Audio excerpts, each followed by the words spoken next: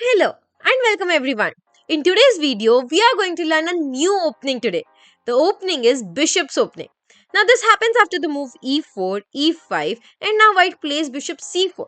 Instead of going for the Italian playing the knight to f3 or going for the Vienna knight c3, bishop c4 is a little less common but is also effective. It is a perfectly sound move as it develops a piece, also gives an attack to the weak f7 square.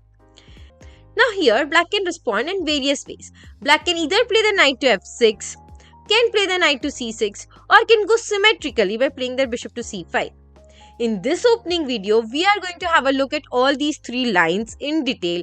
How can white conquer this and get a winning position? We are going to have a look at all the tricks, traps and strategies in detail. So stay tuned till the end. Let's first start with what about he plays his bishop to c5, going for the symmetrical line.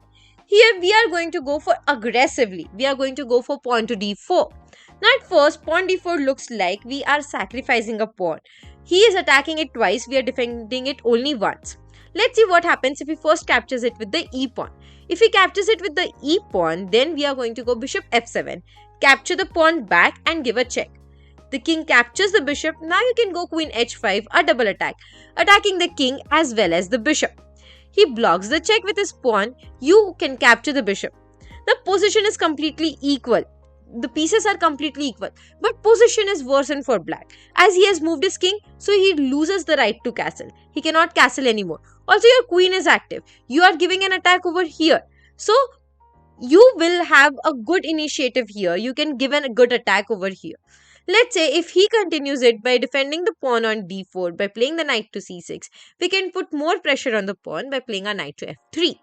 Now if he gives an attack to a queen by playing the pawn to d6, then there are two choices that we can go. We can either go queen c4, give a check, or interesting is to play queen d5 and give a check. So after queen d5, there's a check. If he blocks the check with his bishop on e6, well, that's a disaster then, because you can now go knight g5, give a check and win the bishop on spot. So winning a piece, eventually winning the game. Okay, it's not necessary that he's gonna play that. He has to play those moves, but it is kind of natural. Those are the normal looking moves what black can do here. Okay, let's come back. What if he doesn't capture your pawn with his e-pawn? Instead, he captures the pawn with the bishop. Even if he captures with the bishop, we are going to go and attack the bishop by playing a knight to f3, also developing one of our minor pieces. After the bishop, now here if he plays normally, defending the bishop, playing his knight to c6, we can here simply castle. After he plays his knight to f6, you can capture the bishop. This is the right time to capture the bishop. We are actually waiting for the correct time when we can capture. After he captures it, and let's say if the pawn captures the knight, then you can push your pawn up. And look, suddenly knight has moved and has no good squares to go to. Now we can simply play our pawn to e5. Here, look at this knight. Suddenly, he has no good squares to go to. Also, we are giving an attack to him, right? If he captures a pawn on the e5 square, thinking that it's a free pawn, well, rook e1 just wins the knight on spot. The best way to take advantage of the pin is to give an attack to it with the pawn. Pawns are the best attackers as well as the best defenders as well. So, you are giving an attack to that knight using your pawn and the knight is pinned. He cannot move. You are going to win that knight eventually. Okay. What if let's see what if he doesn't capture it with the e-pawn, instead he simply captures it with the knight. When he captures on the d4 square with his knight, we can now first play f4, putting some more pressure on the e-pawn. If he captures, then the knight is lost. So he cannot capture and we are trying to control the center. If he now defends the center by playing his pawn to d6, then we can first capture over here. He captures back. Now look at this. The file for the rook is open and the diagonal for the bishop is also open. So what to do? Just go with the bishop to g5. Pin the knight to the queen. He cannot move the knight. We are already giving some pressure on the knight. And now next idea is to simply play this and put some more pressure along the pin. Okay, if he castles over here, you are going to go with knight c3. You can also develop the knight on the d2 square or maybe on the a3 square to keep your chances open to push this pawn on c3 and attack the knight. But knight c3 has a much more bigger motive here is to go on d5 and take advantage of this. If he understands your plan is to go on the d5 square with your knight, and if he blocks it with bishop to e6, still go with the knight to d5. Now there are change in plans. If he captures it, you capture it back with the pawn, and suddenly the pawn from e4 is now on d5 and is looking good, right? Also, look at this knight. How is this knight supposed to go back? Right now, he currently is having no good squares to go in his own camp. The threat is play a pawn to c3. Where will the knight go? The knight will be lost eventually, right?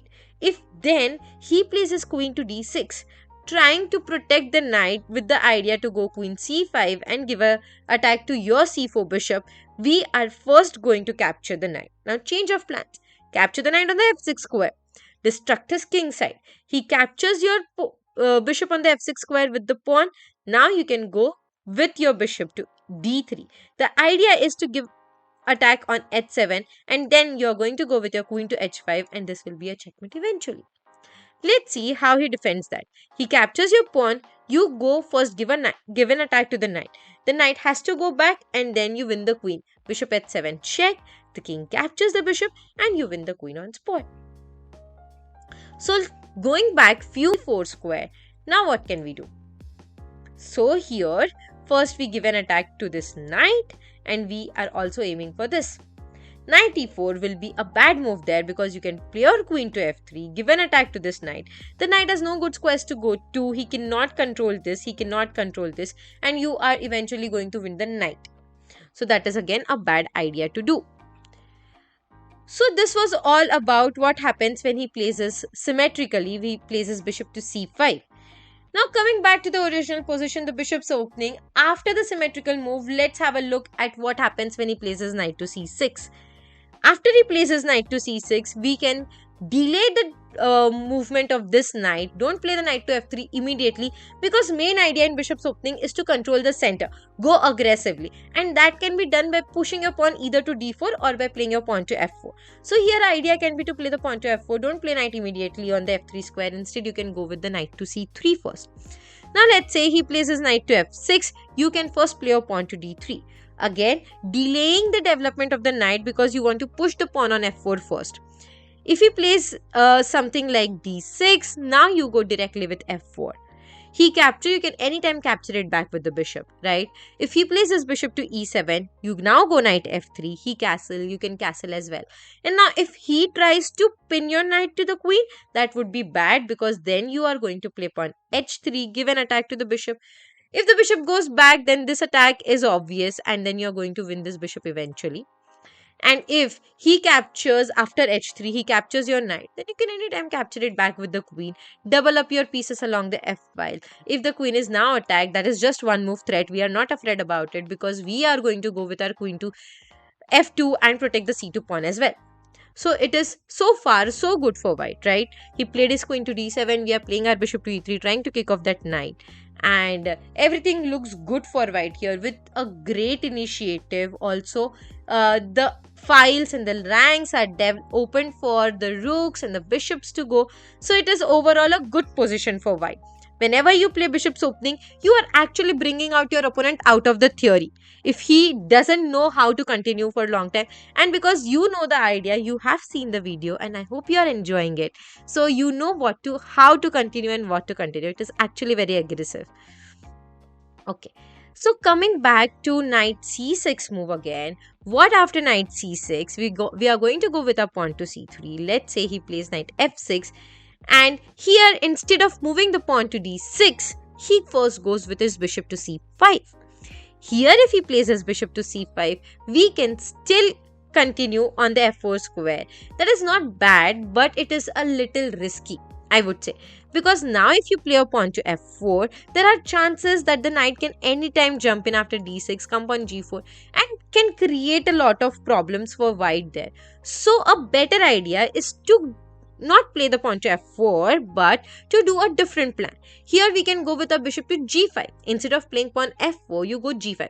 There was one more problem with f4, that what if he captures your knight? If he captures your knight on the g1 square, then you cannot castle anymore on the king side. The rook will have to capture, and you cannot capture it on the you cannot castle on the king side.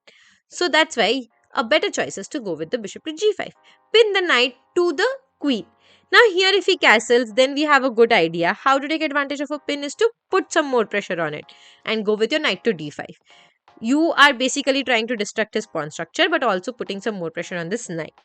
You don't need to be afraid about this bishop g5 move actually, but yeah, it is good. Some people might be afraid and play their pawn to h6. We can simply capture and have a good position as white there. So this was all about the second line. What about he plays his knight to c6? Now let's have a look at the correct and the final line. What if black plays his knight to f6? After black plays his knight to f6, we are still going to go aggressively, sacrificing the pawn on the e4 square. We will be playing our pawn to d4. Now here, there are two choices he can do. Either he can capture on the d4 square or he can capture with the knight on the e4 variation. So when he captures on the e4 square with his knight, you can first capture on e5 with your pawn. And then the idea is to go queen d5, attack this knight, attack the pawn on the f7 square. When you have a pawn on e5, you are taking control of all these two squares where the knight could actually escape. You are also attacking this with a bishop. He's defending it with the queen, but you are attacking it. So you capture on the d5, e5 square with your d pawn. Now here if he plays his pawn to d6, then you can simply go queen d5, attack the knight, and you are going to win the knight because queen f7 is a threat there. Okay. What if he's not playing his pawn to d6, but he's playing his knight to c6. After knight c6, you can capture on the f7 square. The king captures it. Now queen d5 wins you the knight, and also you have destructed his king. That is, he has moved the king and he cannot castle anymore. So you win the position like that way. This was a shorter line where the knight captured on the e4 square. Now let's have a look what if the pawn captures on d4. After e takes on d4, we can play our knight to f3. Now we are not immediately capturing on the d4 square because we don't want to give a free tempo. We don't want him to win a tempo by playing his knight to c6 and attack our queen immediately. Now here, if he captures on the e4 square thinking that this is again a free pawn, then you win a tempo by attacking his knight. Now capture on the d4 square with your queen. The knight is in danger. There are two ways where the knight can go. Either the knight can go on f6 or he can go back on d4. What happens after he goes on f6, you can play normally, play the knight to c3, he attacks your queen and you can come back on the d3 square. Bishop c5 and bishop g5. Pin the knight. Knight d5 is your idea to take advantage of the pin. He castle and you can castle on the long side. I am going to show you the continuation of this line further because that is interesting. There is also a cool tactical combination coming in your way that you can play as white there. So here after bishop g5 long castle, what if he plays his pawn to h6 attacking your bishop? So we don't need to worry about it. We just can capture the pawn on the h6 square with the bishop because after he captures your bishop, you have this queen g6 taking advantage along this pin. So the king goes on the h8 square and now you can play your queen to h.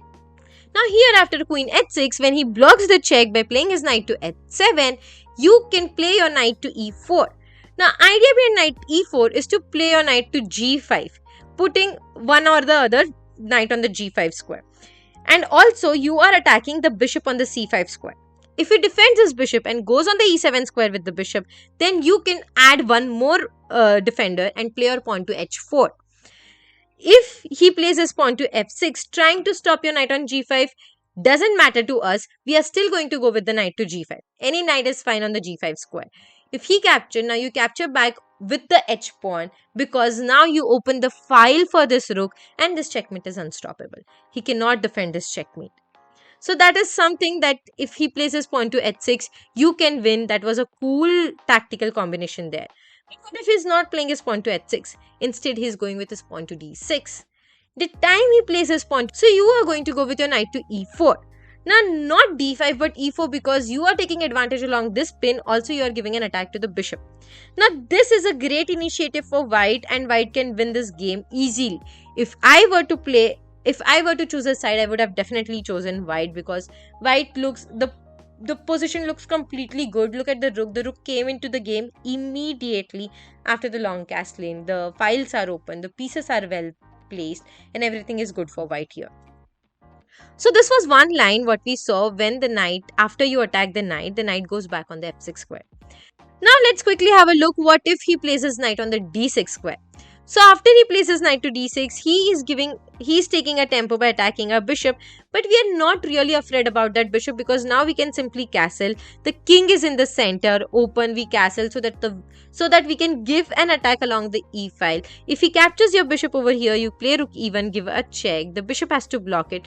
Now you can simply capture on the g7 square, attack the rook. The only way to defend the rook is to go on the f8 square, and once he moves his rook to f8, now there are multiple ways you can win. Simple is to play bishop h6 and put some more pressure. This is game lost for black. He can do nothing about it. Even if he wants to save the checkmate, he has to play his pawn to d6 and eventually the rook will be lost. You are going to win the rook. This was all about the bishop's opening. I hope you enjoyed the video and got to learn new about this bishop's opening. If you will be trying this opening against your opponent, you will win many games with this. So if you like our video, please hit the like button and subscribe to our channel. Thank you.